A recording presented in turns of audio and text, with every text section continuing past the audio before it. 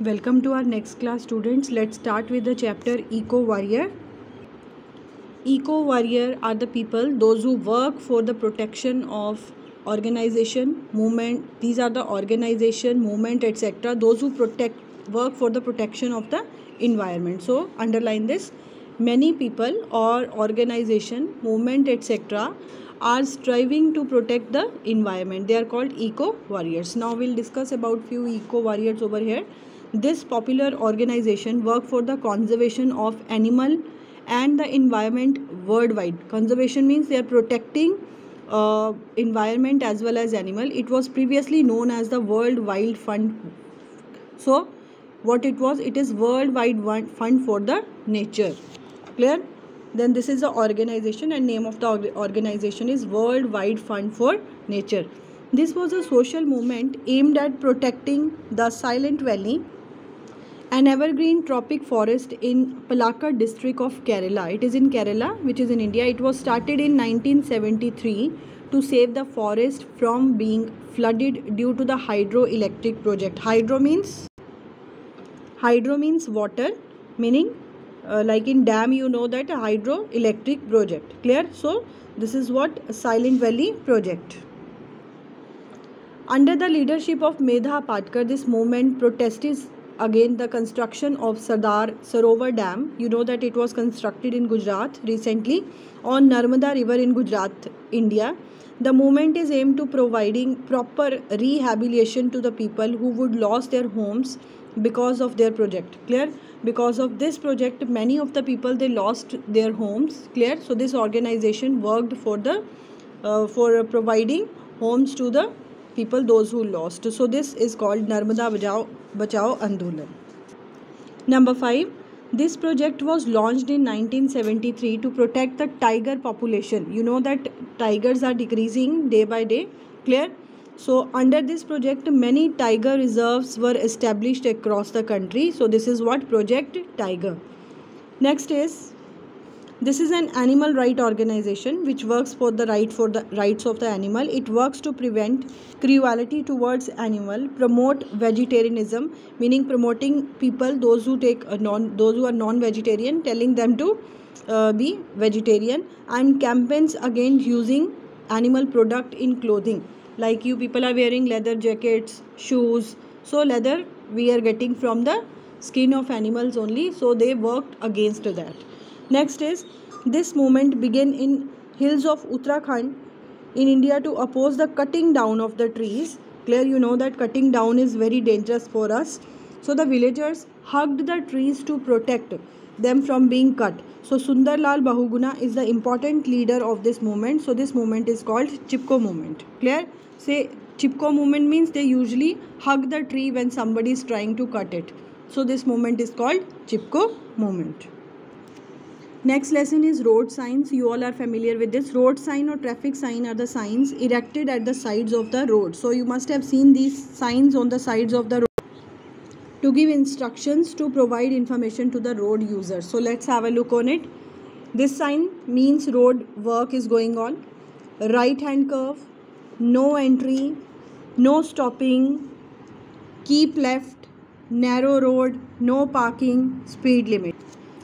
Speed limit is 40.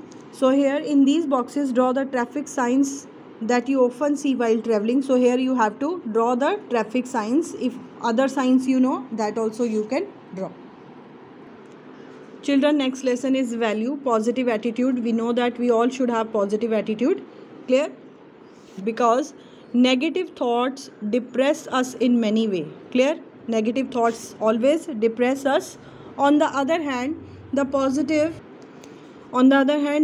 mental attitude lifts our morale. It brings optimism and motivates us towards success, making life much easier and more enjoyable. Clear? So from here, it is clear that we all should have positive attitude. So let's underline this. You can frame the answer in your own language also. Clear? Next is, first one, the situations are given and you have to state your state of mind. If you and your friend appeared for an examination and your friend scored more marks than you, what will be your state of mind? Why not me? I am such a stupid. Never. You should not think like that. So, no. Since my friend takes tuition from the teacher, they have scored good marks. No. Marks always you can score if you work hard. So, this is also wrong. I will understand my own lapses means drawbacks and will determine to work out positive solutions. Meaning you will find out what were the drawbacks, why didn't you, and then you will try to overcome it.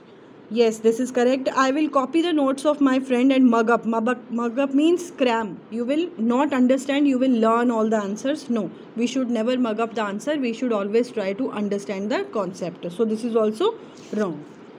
Your reaction in this situation, what will be your reaction?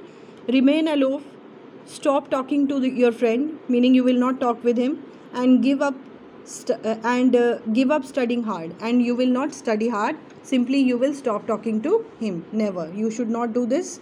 Second is remain aloof but prepare well for the next examination.